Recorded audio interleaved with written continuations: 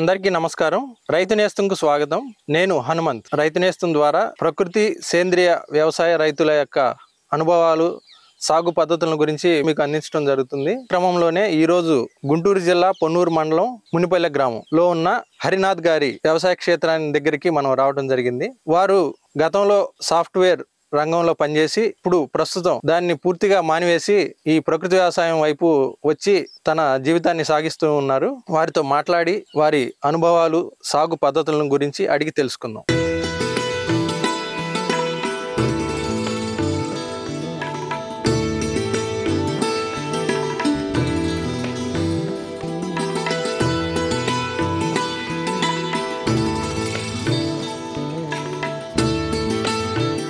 నమస్తే హరినాథ్ గారు. నమస్కారం అండి. హరినాథ్ గారు, మీరు అసలు ఏం చదువుకున్నారు? నేను బీటెక్ వరంగల్లో చదివానండి, మెకానికల్ ఇంజనీరింగ్. మీరు గతంలో సాఫ్ట్వేర్ రంగంలో పనిచేసా అన్నారు. అదే ఎక్కడ వర్క్ చేశారు, ఎన్ని ఇయర్స్ పనిచేశారు?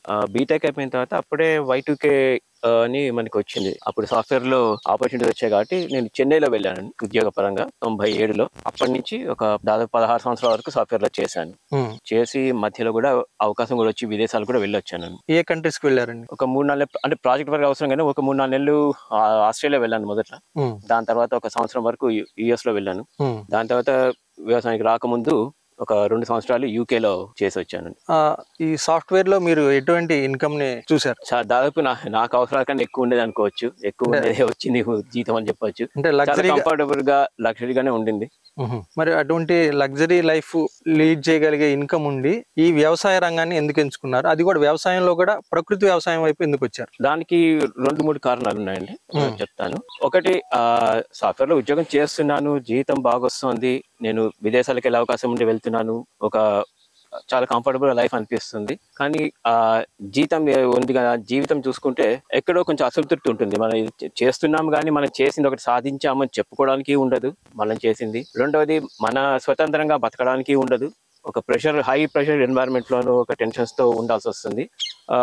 కాబట్టి జీతం ఎంతవరకు మనము ఎంజాయ్ చేయగలుగుతున్నామో, కొంతవరకు మనందుకు మన జీవితాన్ని ఎంతవరకు బతకగలుగుతున్నామని చూసుకుంటే కొంచెం ఇబ్బంది అవుతుంది. ఆరోగ్యపరంగా కూడా ఇబ్బందులు వస్తాయి మనకి అంత హై ప్రెషర్ చేసినప్పుడు. ఆ ఆలోచన ఉండింది మాలని ఒకటి. కానీ వ్యవసాయం సైడ్ రావాలి ఎందుకు అన్నదంటే, అక్కడి నుంచి మనం బయటికి రావాలనుకున్నప్పుడు నేను ఎటు వెళ్ళాలి చూసుకున్నప్పుడు అప్పటికి ఆ వ్యవసాయం మీద అవగాహన వచ్చింది. ఎలా వచ్చింది అంటే, ఎప్పుడైతే నేను విదేశాలకు వెళ్ళడము అది మొదలుపెట్టానో, అక్కడ వెళ్ళినప్పుడు మనం స్టోర్కి వెళ్ళి సూపర్ మార్కెట్ గారు వెళ్ళి వస్తువులు కొనేటప్పుడు ఆర్గానిక్ ప్రోడక్ట్స్ సపరేట్ గా ఉండేది. ఒక సెక్షన్ సపరేట్ గా ఉండేది. మిగతావన్నీ మామూలుగా అన్ని పెట్టేవాళ్ళు, ఆర్గానిక్ అనేది విడిగా పెట్టేవాళ్ళు. అది ఫస్ట్ చూడంగానే అర్థమయ్యేది కాదు. రెండు ఒకటే కదా. మన ఇప్పుడు పప్పులు కానివ్వండి, లేకపోతే సబ్బులు కానీ ఏదైనా తీసుకున్నా కూడా ఒకటేమో ఆర్గానిక్ ఉండేది, ఒకటి మామూలుగా ఉండేది. ఇది ఏంటి అని ఒక చిన్న కుతూహలం మొదలయ్యి, అప్పుడు మనకి ఇంటర్నెట్ ఫెసిలిటీ అది ఉంది కాబట్టి ఇంటర్నెట్లో వెళ్ళి ఆర్గానిక్ అంటే ఏంటి అని చూస్తూ, అక్కడ ఆ చిన్న కుతూహలంతో ఆ చిన్న చదవడం మొదలుపెట్టి ఇంటర్నెట్, అసలు వ్యవసాయం అంటే ఏంటి, వ్యవసాయంలో పంటలు ఎలా పండిస్తారు, ఈ ప్రోడక్ట్స్ ఇక్కడ నుంచి ఎట్లా వస్తుంది స్టోర్కి, ఈ మొత్తం చదవడమే. అంటే మొత్తం థియరిటికల్గా, కానీ ఎక్కడ కూడా నేను పొలానికి రావడమో లేదంటే పల్లెటూరు రావడమో వ్యవసాయానికి అసలు సంబంధం లేదు. నాకు టచ్ లేదు.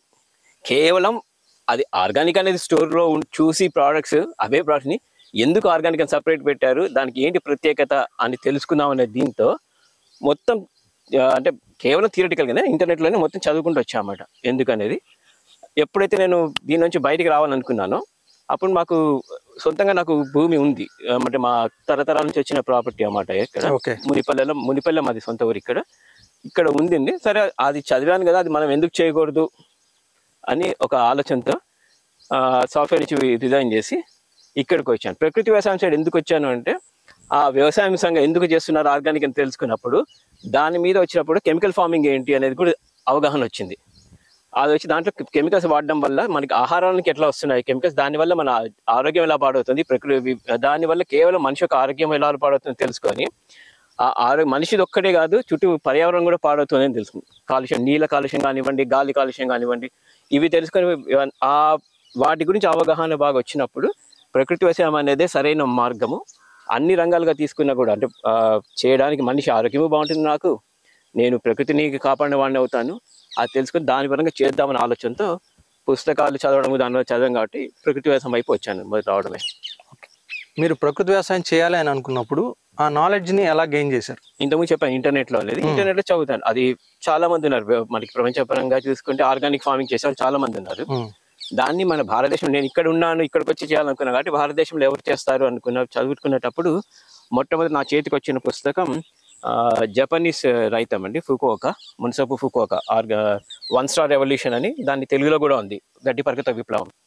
అది చదివాను. అది చదివి మన భారతదేశం ఎవరు చేస్తారు అన్నప్పుడు చాలా మంది చూసారు. సాల్వే గారు కానివ్వండి, దాబోల్కర్ గారు కానివ్వండి, తర్వాత పాలేకర్ గారు కానివ్వండి, నమ్మాల్వారు తమిళనాడు, వీళ్ళందరివి చదివన్నమాట. చదివి సరే ట్రైనింగ్ వెళ్దాము, ఎలాగూ నాకు అనుభవం లేదు కదా, థియరిటికల్గా చదవడమే కదా అని చెప్పి తీసుకున్నప్పుడు పాలేకర్ గారిది SPNF మొదట్లో ఉండదు ఆయనది, వచ్చేసి ZBNF zero budget natural farming అని సైట్ ఉంది. దాంట్లో ఒక ఆవుతో వ్యవసాయం చేయొచ్చు 30 ఎకరాల వరకు, అది ఏమేమి చేయొచ్చు, దాంట్లో జీవామృతం అనే ఇలాంటివి ఉన్నాయి, ఆయన ఇచ్చినవన్నీ ఉన్నాయి, స్టెప్ బై స్టెప్గా ఇచ్చారు.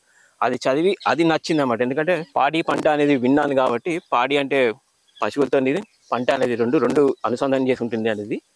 అప్పుడు ఆయన్ని దగ్గరికి వెళ్ళి ట్రైనింగ్ తీసుకొని చదువుదాము, చేర్చుకుందాము, నేర్చుకోవాలి అని దీంతో ఉన్నప్పుడు, చెన్నైలో ఉన్నప్పుడు మదురైలో ఆయన సెక్షన్ పెట్టారు ఒక 5 రోజులు. ఎవరు?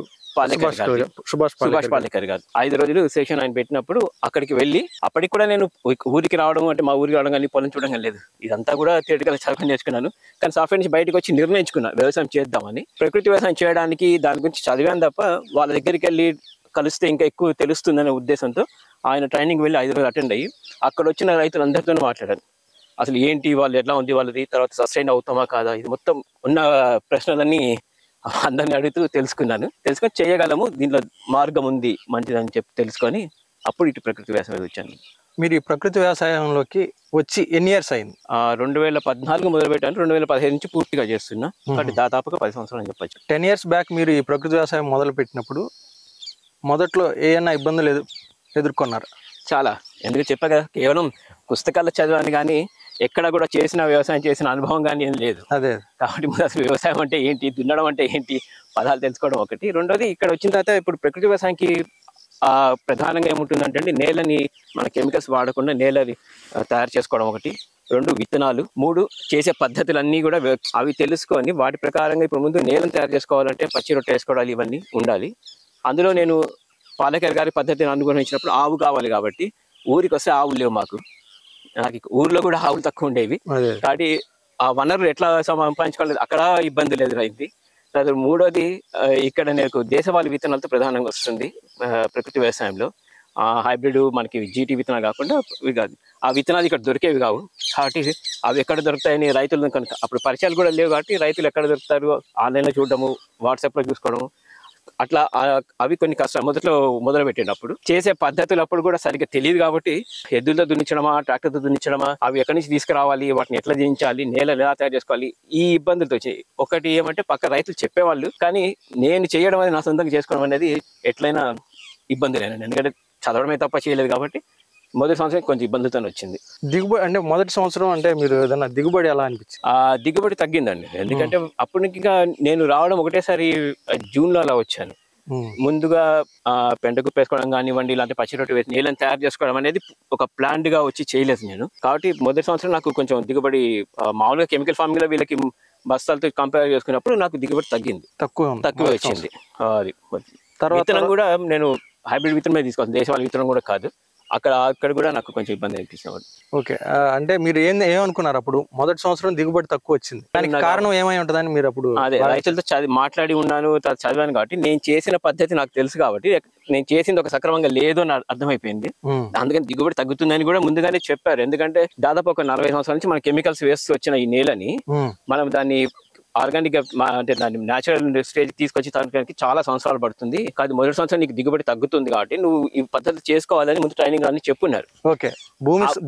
పెంచుకోవడానికి దానికి కావాల్సిన వనరులు అవి సరిగ్గా చేయకుండా వ్యవసాయం చేసి పంట తగ్గింది తెలుస్తుంది పంట తగ్గిందని, కానీ అప్పుడు సంతోషం వేస్తుంది నాకు. ఎందుకంటే ఏమీ తెలియకుండా కేవలం ఏదో పుస్తకంలో చదివి అక్కడ వాళ్ళతో మాట్లాడొచ్చి చేసినందుకు అది కూడా పండించగలిగాను ఏమి చేయకుండా అనేది ఒక సంతోషకరమైన వార్త నాకు అనిపించింది. ఓకే, ప్రస్తుతం మీరు ప్రకృతి వ్యవసాయం చేస్తున్న వ్యవసాయ భూమి ఎంత? మొత్తం 3 ఎకరాలండి నాకు ఉండింది. ఒక 1/2 ఎకరం మెట్ట అంటాం, దిబ్బ అంటాము, అది ఎత్తుపాలెంలో ఉంటుంది. 2.5 ఎకరం మాగాడి ఉంటుంది. ఓకే, మాగాడి అన్నారు అంటే మాగాడిలో ఒకే పంట వేస్తున్నారా, ఎన్ని పంటలు వేస్తున్నారు? మాగట్ల సంవత్సరానికి తీసుకుంటే 2 పంటలుగా వస్తుందండి. మొదటిది వరి ప్రధానంగా ఉంటుంది, మా ప్రాంతంలో వరి ప్రధానం ఉంటుంది. రెండో పంట ఇక్కడ ఎక్కువ మొక్కజొన్న వేస్తారు. నేను రెండో పంటకి కొంచెం మార్పు చేసుకోవాలి ఉంది కాబట్టి మొన్నటి వరకు కొంచెం నువ్వులా వేసి ప్రజెంట్ చేశాను. ఇప్పుడు మినుము పెసర అవి అపరాలుగా వేస్తున్నాను. ఓకే అండి.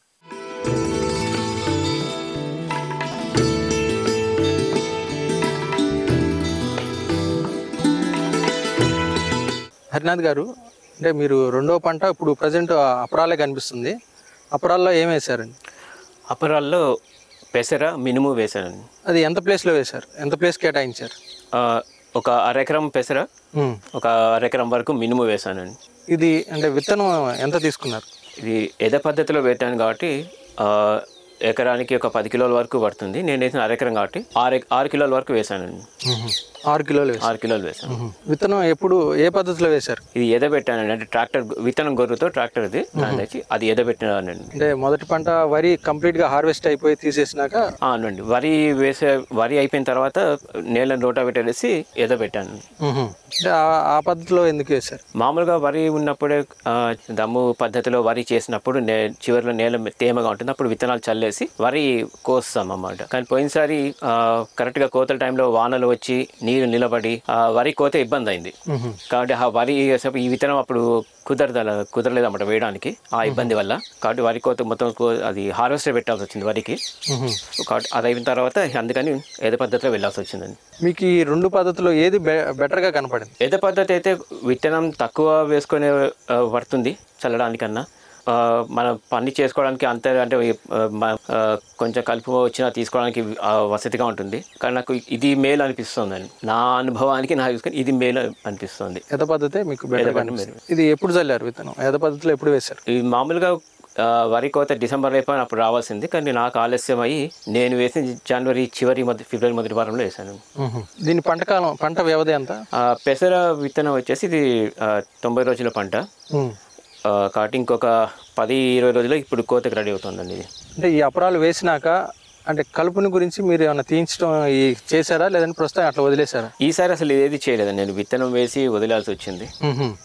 నాకు అంటే ఇంతకుముందు చెప్పాను కదండి, ఈ 2 ఎకరాలు మాగాడిలో అని చెప్పి వేసింది అరెకరం పెసర, అరెకరం మినుమే వేశాను. ఇంకా మిగతా ఖాళీగా ఉంది. అది ఇబ్బంది అంటే నాకు దెబ్బ తగిలి పొలానికి పనిచేయలేక ఆపేసి వచ్చింది కాబట్టి అందుకని ఇంతవరకే వేశాను. అంటే మామూలుగా చూస్తుంటే అంటే కలుపు సమస్య పెద్దగా ఎక్కువ అయితే రాలా. కలుపు అంటే నేను రోటావేటర్ వేసాను కాబట్టి వరి అయిపోయిన తర్వాత నేల రోటావేటర్ వేశాను కాబట్టి అప్పుడు ఉన్న కలుపు అంతా మనకి పెరగదు. ఈ తర్వాత మొక్క పెరిగిన తర్వాత ఏదో చిన్న మొక్క పెరుగుతుంది, కానీ ఈసారి నేను అసలు అది కూడా తీయించలేదు. ఆ కలుపు అట్లాగే వచ్చి అక్కడక్కడ కాబట్టి పెద్ద ఇబ్బంది అనిపించలేదు. ఎప్పుడైతే వరి అయిపోయిన తర్వాత రోటావేటర్ వేయగానే కలుపు ఉన్న విత్తనం కదా అంతా పోయిందన్నమాట. వెంటనే ఎదబెట్టడం కాబట్టి ఆ నేలలో ఉన్న తేమకే మొక్క మొలుస్తుంది. పెసరగొత్తం అలాగే మొలిచింది కాబట్టి కలుపు అనేది మనకి పెరగలేదు. ఈ అపరాలు అంటే మీరు విత్తనం వేసినాక ఎంత కాలానికి పూత స్టార్ట్ అయింది? దాదాపుగా 45-50 రోజుకి స్టార్ట్ అయిందండి. ఆ పూత వచ్చిన సమయంలో మీకు ఏదైనా ఇబ్బంది అనిపించిందా? అంటే పూత రాలిపోవడం లాంటిది ఏదైనా సమస్య ఏమైనా గమనించారా? పూత వచ్చి మనకి మామూలుగా కొంచెం పురుగు అది వచ్చింది, అంత ఇబ్బంది ఏమి అనిపించలేదు, కానీ పురుగు అయితే ఉందండి. కంట్రోల్లో ఉంది. ఈ అపరాలు వేయటానికంటే ముందు భూమిని ఎలా సిద్ధం చేశారు? మామూలుగా ఎండాకాలంలో మేము పచ్చి రొట్టె వేస్తానండి. అంటే అట్లా జనుము జీలగా అవి విత్తనాలు వేస్తాను. అది వరికి ముందు అన్నమాట ఎండాకాలము. ఇప్పుడు అపరాలు అని చెప్పాను కాబట్టి ఇది అయిపోయినా ఇప్పుడు మార్చి ఏప్రిల్ అయిపోగానే ఎండాకాలం వస్తుంది కాబట్టి ఎండాకాలం నేలను ఖాళీగా పెట్టకుండా ఆ పచ్చి రొట్టె వేస్తాను. పచ్చి రొట్టెలు కూడా కేవలం జనుము ఒకటే లేదా జీలుగా ఒకటే కాకుండా ఒక ఎక్కువ 9-10 రకాల విత్తనాలు కలిపి వేసి అవి పెంచుతాను. ఎప్పుడైతే వరి రెడీ అవుతుందో వరి మనం నాటు వేసే టైంకి దమ్ము చేస్తాను. దమ్ము చేసినప్పుడు అది నేలలో కలిసిపోతుంది. తర్వాత వరి పంట అప్పుడు నేలకి నీళ్లు పారించే టైంలో జీవామృతము లేకపోతే ఆవు పంచకం ఒకటే వీలైతే జీవామృతం తయారు చేసుకుని రెడీగా ఉంటే జీవామృతం, లేదు ఆవు పంచకం ఉంటే ఆవు పంచకం ఒకటి కలిపేసి అదే పారించడం, అట్లా నేలను తయారు చేసుకుంటూ వచ్చాను. మీరు పచ్చి రొట్టె కింద జనుము జీలుగా 10 రకాల విత్తనాలు వేసే అన్నారు కదా, అది అంటే ఎన్ని డేస్ పెంచిన తర్వాత మీరు నేలలో రొటేట్ చేయించారు? ఖచ్చితంగా మాకు రెండో పంట అయిపోగానే నేను నేలను ఖాళీ పెట్టకుండా విత్తనాలు వేసేసి నీళ్లు పెట్టేస్తాము. వసతి ఉంది, నీళ్ళ వసతి ఉంది కాబట్టి. అంటే దాదాపుగా 70 రోజులు చెప్పొచ్చు. 2 నెలల పైనే ఉంటుందండి పచ్చి రొట్టెలు. 2 నెలల పైన వరకు ఉంటుంది పచ్చి రొట్టెలు. దాని తర్వాత తొక్కిస్తాను. వరి వచ్చేసి మా జూలైలో నాటేసుకున్నాం కాబట్టి ఇప్పుడు ఏప్రిల్ మే జూన్ వరకు ఈ దాదాపు 2-3 నెలలు పచ్చి రొట్టెలు పెరుగుతుంది. మీకు దానివల్ల బెనిఫిట్ ఏమనిపించింది పచ్చి రొట్టె ఎరువు వల్ల? రెండండి, కలుపు తగ్గుతుంది, వరిలో కూడా కలుపు తగ్గుతుంది. ఇంకొకటి నాకు వరిలో ఎక్కువసేపు జీవామృతం పారించాలి, లేకపోతే ఎక్కువ నీరు పారించేటప్పుడు ప్రతిసారి జీవామృతం పారించాలి, ఆవు పంచక పారించాలి, ఆ ఇబ్బంది లేదు. మొక్క బలంగా పెరుగుతుంది. పురుగు రావడం కూడా చాలా మటుకు తగ్గిందండి. అది వరిలో గమనించాను. దోమ కానివ్వండి, ఇలాంటి మనకి వేరుకుళ్ళు ఇలాంటి ఉంటాయి, అవి రాకుండా చాలా మటుకు నాకు ఏది ఇబ్బంది జరగలేదు. ఇంతవరకు ఎప్పుడు కూడా ఆ పురుగు ఇబ్బంది అనేది జరగలేదు. కాబట్టి పచ్చి రొట్టె వల్ల నాకు అది బాగా జరిగింది. కలుపు కొంచెం వరకు తగ్గింది. ఇంతకుముందున ఎక్కువ ఊదా మాకు తుంగా ఉండేవి. ఎప్పుడైతే ఈ పచ్చి రొట్టె వేసి తొక్కిస్తున్నానో దాదాపు 2 సంవత్సరాలు చాలా తగ్గిపోయినాయి. అంటే వరి టైంలో మీరు జీవామృతం లేదంటే ఆవు పంచకం నీళ్ళ ద్వారా పారించారు. అంటే ఎన్ని డేస్కి చేస్తూ ఉండేవాళ్ళు? అది ఒక నేల తేమని బట్టి, అంటే దాదాపుగా వారం రోజుకి ఒకసారి, లేదు మొదట్లో ఎక్కువ చేసేవాడిని, 5 రోజులకు ఒకసారి పారించే అప్పుడు ఉండేది. కానీ వరి నాటిన టైంలో నీళ్లు పెట్టినప్పుడు ప్రతిసారి ఏదో ఒకటి పారించేవాడిని.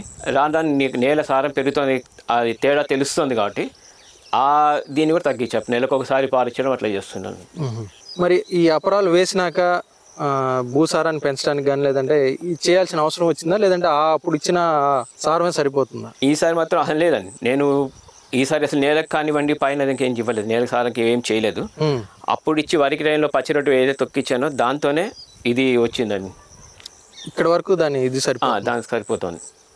అదే మనకి ఈల్డ్ దిగుబడి చూసినా మంచిగానే కనిపిస్తుంది. అంటే మొక్క అది బాగా పెరిగింది, గ్రోత్ బాగుంది. దీనిలో అంటే ఈ అపరాల్లో పురుగు కానీ తెగుళ్ళు కానీ ఏవి జనరల్గా మీరు గమనించారు? మీకు అంటే ఎటువంటిది కనిపిస్తుంది ఇబ్బంది? అంటే మనకి అపరాలకి మనకి వచ్చేది పచ్చడి పురుగు వస్తుంది, తర్వాత లేకపోతే పల్లాకు తెగులు అంటారు. ఆ పల్లాకు తెగులకి మనకి విత్తనాన్ని బట్టి వస్తుంది. విత్తనం కొంచెం మంచి వెరైటీ తీసుకున్నామంటే మనకి పల్లాకు తెగులు కూడా తట్టుకుంటూ ఉండదు. రెండోది పురుగులు మామూలుగా ఆకు తినే పురుగు కానివ్వండి, లేకపోతే పూత రాలిపోవడానికి ఈ నల్లి తెల్లగా వస్తుంది, అవి రావడము, మంచి ఇది ఎక్కున్నప్పుడు ఇలాంటివి వస్తాయి. కానీ ఈసారి గమనించేది ఒకటి పల్లాకు తెగులు అయితే రాలేదు, ఆ నల్లి కొంచెం వచ్చింది. కాయ తొలిచి పురుగు కొద్దిగా ఉంది కాయలో. దానికి ఏమైనా చర్యలు తీసుకున్నారా? ఈసారి అసలు ఏది చేయలేదండి. చేయకపోయినా అంటే కంట్రోల్లో ఉంది. నేను అంటే ఎక్కువ విస్తృతంగా వెళ్ళలేదు. రెండోది అంటే నాకు ఆరోగ్యపరంగా ఇబ్బంది వచ్చేదాకా నేను చేయలేకపోయాను. కానీ అలానే అది ఎక్కువ విస్తృతంగా పెరిగి పంటను నష్టం చేసి ఆ స్థాయికి రాలేదు. ఈ కంట్రోల్ అభివృద్ధిలోనే ఉంది. అంటే మామూలుగా అయితే ఏదైనా ఈ కషాయాలు స్ప్రే చేసేవాళ్ళు, కానీ అంటే మామూలుగా అదే టైంలో మీకు కాలుకి గాయం అవటం? అవును, అంటే మామూలుగా అయితే దశపర్ణి కషాయం కానివ్వండి, ఇక్కడ ఆకులు అన్నీ ఉంటాయి కాబట్టి అవి ఆవు పంచకలు నానేసి వాటిని స్ప్రే చేసేవాడిని. లేదు అంటే కేవలం పూత వచ్చి కాయ వచ్చిన సమయంలో పుల్ల మజ్జిగ స్ప్రే చేసుకునేవాడిని కాయ రావడానికి సరిగ్గా మామూలుగా అయితే. ఈసారి నాకు మీరు చెప్పినట్టుగా ఇబ్బంది వచ్చింది, నేను చేయలేకపోయాను. అయినా కానీ లక్కీగా మీ పంట సేఫ్గా ఉంది. నేను అనుకోవడం ఈసారి అంతే రాకపోవడానికి కారణం అది ఇన్ని సంవత్సరాలు చేస్తాం కాబట్టి కొంచెం మార్పు, నేలలో సారం పెరుగుతోంది, వేసిన విత్తనం మంచిది అయినప్పటికీ అవి తట్టుకొని నిలబడిగింది కాబట్టి నేను అనుకుంటున్నాను. అంటే మీకు ఇప్పుడు వేసిన వెరైటీ ఏంటిదండి? ఇది పెసర 607 అండి విత్తనం. ఓకే, మినిమం అంటే ఇవి ఎక్కడ తీసుకున్నారు? ఇది వేరే రైతు దగ్గర తీసుకున్నారండి, రెండు కూడా. రైతు అతను పండిస్తుంటారు, వాళ్ళ దగ్గర తీసుకున్నా. మినుము కూడా అతను పండించి అతను విత్తనాన్ని తయారు చేస్తుంటే అతని దగ్గర నుంచి తీసుకొని వేయాలి. మీకు బెటర్గానే ఉంది? బెటర్గానే ఉంది, మంచిగా. అంటే మీ ఆలోచన ప్రకారం ఇది ఎంత దిగుబడి ఇవ్వచ్చు అనుకోవడం? 6 ఎకరాలు కాబట్టి క్వింటా పైన రావాలి. అంటే మినుము సపరేట్ చేసి చెప్తున్నారా? నేను పెసర వరకే చెప్తున్నా, పెసర వరకే ఒక క్వింటా పైకి వరకు రావాలి. అలానే మినుము కూడా అదే రావాలి, క్వింటా పైకి వరకు రావాలి. అది నా అంచనా. అది చూడండి, రెండింటి మీద కలిపి ఒక 2.5 క్వింటల్ అన్నారా? దాదాపుగా వస్తున్నారు. 2.5 నుంచి 3 వస్తుందా? 2 నుంచి 3 వరకు రావాలి. అంటే ఈసారి ఏం చేయలేదు కాబట్టి అంతవరకు వస్తుంది అనుకుంటున్నా. చేసింటే మామూలుగా పెరిగేది, కొంచెం బెటర్గా ఉండేది. ఈసారి చేయలేకపోయి కాబట్టి నేను అనుకోవడం దాదాపుగా కనీసం అది వస్తుంది అని అనుకుంటున్నాను. మీరు ఈ ప్రకృతి వ్యవసాయం చేస్తున్నారు, వరి పండిస్తున్నారు, దాని అసలు రెండవ పంట అపరాలు వేసుకుంటున్నారు. మార్కెటింగ్ ఎలా చేసుకుంటున్నారు? మార్కెటింగ్ అనేది ఒకటి ముందు మా కుటుంబానికి ఉపయోగించుకుంటాము. కుటుంబ సభ్యులు అక్కయ్య వాళ్ళు తీసుకుంటారు. తర్వాత స్నేహితులు ఉన్నారండి, వాళ్ళు ప్రతి సంవత్సరం మన దగ్గర రెగ్యులర్గా తీసుకుంటారు, అయిపోగానే చెప్పడం వాళ్ళకి. కాబట్టి కొంతవరకు మార్కెటింగ్ అంత ఇబ్బంది అనిపించలేదు. బయట వాళ్ళు ఇంతకుముందు ఎప్పుడు వచ్చారని ఇప్పుడు తెలుసుకొని ఎప్పుడైతే ప్రచారం పెరిగి అది తెలుస్తుంది కాబట్టి మార్కెట్కు అదే మీడియా ద్వారా కానీ మీలాంటి వాళ్ళు మీడియా ద్వారా అలాంటి చెప్పడము తెలుస్తుంది కాబట్టి వాళ్ళు కూడా వచ్చి అడుగుతున్నారు అనమాట మాకు ఇది కావాలని. కాబట్టి మార్కెటింగ్ పరంగా నాకు అయితే పెద్ద ఇబ్బంది అనిపించలేదండి. ఎందుకంటే ముందు కుటుంబం తీసుకొని మా అక్కయ్యలు మా అన్నయ్య వాళ్ళు మేమే వాడుకుంటూ తర్వాత స్నేహితులు వాళ్ళు కావాలని చెప్పారు కాబట్టి నేను వస్తున్నాను కాబట్టి స్నేహితులు తెలుసు కాబట్టి ఖచ్చితంగా నేను ఈ పద్ధతిలో చేస్తున్నాను తెలుసు కాబట్టి వాళ్ళు నా దగ్గర తీసుకొని ఉన్నారు. అంటే మార్కెట్ని మీరు వెతుకోవాల్సిన అవసరం రావట్లా, వాళ్ళే వాళ్ళు వచ్చారండి. ప్రస్తుతానికి రాలేదు. మొదట్లో వరి వేసినప్పుడు కూడా అలాగే వచ్చింది. నేను మార్కెటింగ్ ప్రత్యేకించి వెళ్ళి అడగాలని చెప్పకుండానే నాకున్న పరిధిలో నాకు తెలిసిన వాళ్ళకి చెప్పాను, నేను చేస్తున్నాను ఈ పద్ధతిలో, ఇలా ఉన్నాను, ఇలా ఉంటుంది తేడా. అంటే స్నేహితులకు కూడా వ్యవసాయం గురించి తెలియదు కాబట్టి వాళ్ళకి వివరించడం జరిగింది, ఏంటి తేడా బయట దొరికేదానికి మన దగ్గర ఏంటి అనేది. కాబట్టి వాళ్ళు అర్థం చేసుకొని తీసుకోవడం మొదలుపెట్టారు. కాబట్టి అంతవరకు ఇబ్బంది జరగలేదు. నాకు వచ్చిన అంటే 2.5 ఎకరాలు ఎంతవరకు పంట వస్తుందో ఒక 5-6 కుటుంబాల వరకు నేను వరి కానివ్వండి మినిపేస కానీ మనకు సప్లై చేయగలను. సంవత్సరం పొడుగు కావాల్సినది సప్లై చేయగలుగుతాం, అట్లా ఉంటుంది. కాబట్టి నాకు మార్కెటింగ్ పెద్ద ఇబ్బంది రాలేదు. మీరు మొత్తం ఎంత భూమి అన్నారు? ప్రకృతి వ్యవసాయ భూమి 3 ఎకరాలండి. అంటే మెట్ట తీసేసుకుంటే 2.5 మాగాలి అవుతుంది. ఈ మొత్తం మీద అంటే మీరు ఈ ప్రకృతి వ్యవసాయం చేస్తూ అంటే ఎంత ఇన్కమ్ని మీరు జనరేట్ చేసుకోగలుగుతారు? అంటే నేను ఒక ఇది పెట్టుకున్నాను, మన జీవన విధానం ఎంతవరకు ఉంది, ఆ జీవన విధానానికి నాకు సరిపోయేది వస్తుందా లేదా ఆదాయం అని చూసుకున్నాను. దానికి దాదాపుగా రీచ్ అవుతున్నాను, చేరువస్తున్నాను. అంటే మీకు ఇబ్బంది లేకుండా అయితే ఉంటుంది. అంటే ఆదాయం అనేది మనకు ఒకసారి ఎక్కువ కావాలనిపిస్తుంది, కోరికలు ఉన్నాయి. బట్ నేను అనుకున్నది నేను పల్లెటూరులో ఉండి నాకు ఒక జీవిత విధానాన్ని నిర్ణయించుకున్నప్పుడు దానికి ఎంత ఆదాయం కావాలి అనుకున్నప్పుడు ఆ ఆదాయానికి తగ్గట్టుగా నాకు వస్తుంది. అక్కడ ఇబ్బంది జరగలేదు. జీతం కోసం కాదు, లేదంటే జీవన విధానంగా భావిస్తున్నారు. అవును, అందుకే నేను ప్రత్యేకించి అందుకే చెప్తున్నా, జీవన విధానాన్ని నిర్ణయించుకున్న జీవన విధానంగా ఉంటున్నారు. వ్యవసాయం అనేది కేవలం ఒక వృత్తిపరంగా ఉద్యోగం చేసాము, ఏదో పని చేసాము, వ్యవసాయానికి వెళ్ళి ఆదాయం కాదు, ఒక జీవన విధానం. అది మొత్తం ప్రకృతితో అనుసంధానం చేసుకొని జీవించే విధాన పద్ధతి. కాబట్టి జీవన విధానం మారుతుంది కాబట్టి దానికి తగ్గట్టుగా మనకి వస్తుంది. అట్లా అని ఏదో కొరత ఉంది లేకపోతే నాకు ఇది లేదు అట్లా ఉండదు, అది ఉండదు. ఆరోగ్యము ఉంటుంది, ఆనందము ఉంది, మనకు కావాల్సిన జీవన విధానం జీవించడానికి ఉంది. సో ఇన్ని విధాలుగా మీరు బెనిఫిట్ పొందుతున్నారు. అవునండి. ఓకే హరినాథ్ గారు, అపరాల్లో మీకున్న అనుభవాన్ని, మీ సాగు విధానాన్ని మా ప్రేక్షకుల కోసం వివరించినందుకు మీకు ప్రత్యేక ధన్యవాదాలు. ధన్యవాదాలండి. మీ ద్వారా 10 మందికి తెలుస్తుంది, మీ ద్వారా నాకు చాలామందికి వెళ్ళి అంటే నేను చెప్పాను ఇంతకుముందు కేవలం స్నేహితుల వరకే అని, కానీ మీ ద్వారా మిగతా ప్రపంచానికి తెలిసి ఇంతకుముందు వరి అప్పుడు తర్వాత మెట్ట మీద ఫుడ్ ఫారెస్ట్ అండ్ ఆహార అడవి అవి కూడా మీరు వీడియోస్ చేసి పెట్టారు. చాలామంది ఫోన్ చేసి అడగడము, వివరాలు తెలుసుకోవడము, పరిచయాలు కూడా అయ్యాయి. చాలా ధన్యవాదాలు, కృతజ్ఞతలు. Thank you. ఈ వీడియో మీకు నచ్చితే లైక్ చేయండి, ఇతరులకు షేర్ చేయండి. వీడియోపై మీ అభిప్రాయాన్ని కామెంట్ రూపంలో తెలపండి. మరిన్ని వ్యవసాయ వీడియోల కోసం రైతు నేస్తం యూట్యూబ్ ఛానల్ ని సబ్స్క్రైబ్ చేయండి. పక్కనే ఉన్న గంట సింబల్ నొక్కి నోటిఫికేషన్స్ ద్వారా తాజా వీడియోల సమాచారం పొందండి.